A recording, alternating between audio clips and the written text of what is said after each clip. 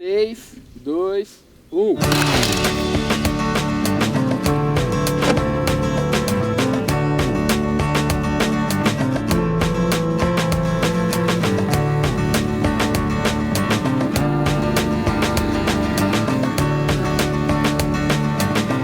O uso de robôs voadores na agricultura tem gerado uma grande expectativa e um grande potencial para aplicações mais precisas de operações no campo. Esses novos métodos que utilizam sistemas computacionais são o que a gente chama hoje de agricultura de precisão, onde utilizamos a tecnologia no campo para alcançar uma produção mais precisa de produtos agrícolas.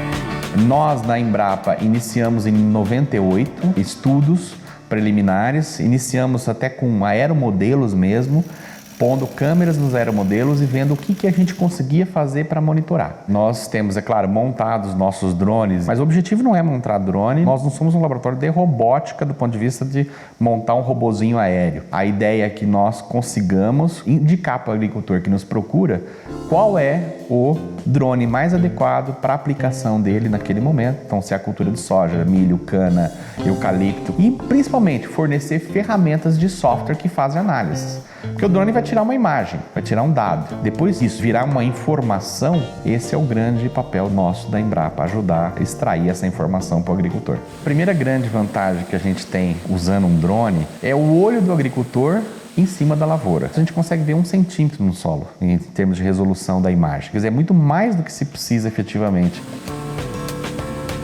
Esse aqui é um exemplo de várias imagens tiradas com o drone. Depois isso tem que ser unido e fazer um mosaico inteiro.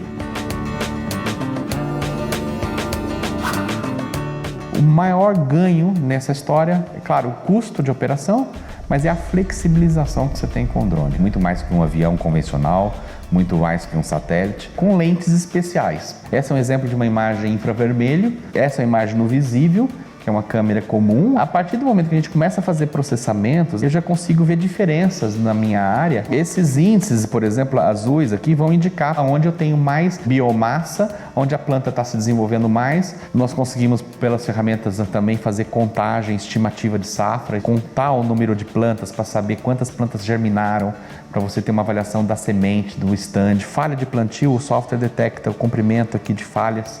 Você consegue ver estresse hídrico, por exemplo, parece que está tudo verde, tudo bem. Mas a hora que você olha aqui, você percebe que tem um monte de planta que está necessitando de mais água do que outra. Esse tipo de ferramenta é feito com software gratuito, com software livre e é disponibilizado gratuitamente para os agricultores, com o intuito da gente fomentar a área, fazer com que o agricultor tenha acesso à informação mais qualificada.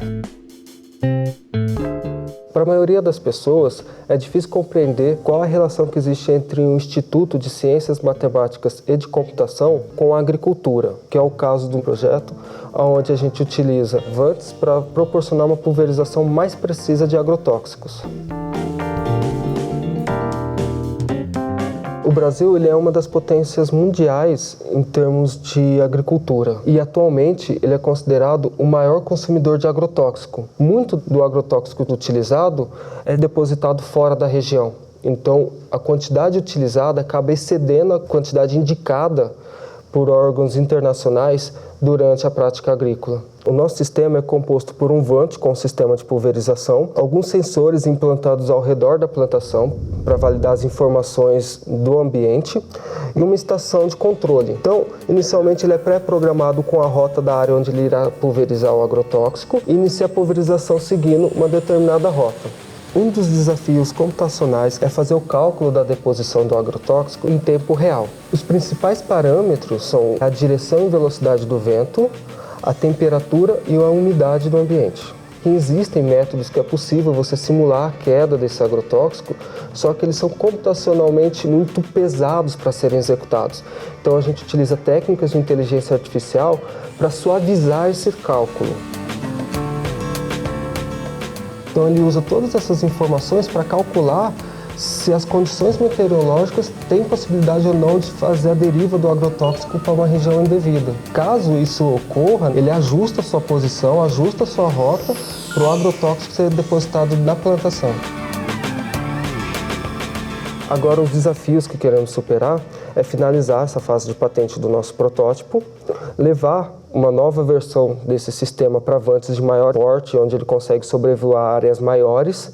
Além disso, tornar esse sistema mais eficaz para uma pulverização variável, onde o próprio vante decida qual a concentração de agrotóxico em sub-áreas que será aplicado. Nós estamos juntando nesses anos essa experiência. Com isso, a gente tem feito toda uma metodologia e softwares que devem funcionar no multirotor, numa asa fixa, num helicóptero, em qualquer um deles. E nós queremos transferir essa experiência para o agricultor através de treinamentos. A empresa nacional está sendo fomentada nesse momento, principalmente, que a legislação está se regulamentando. Então, provavelmente deve haver uma disponibilidade maior de aeronaves aí comerciais. Mas aquele empreendedor que quer montar o seu, como a gente da Embrapa faz, é muito fácil replicar. O mercado está se formando, as pessoas estão aprendendo, mas ele veio para ficar e ele vai estar na agricultura, ele vai estar na mídia, daqui a pouco vai estar voando na sua cabeça por aí tranquilamente.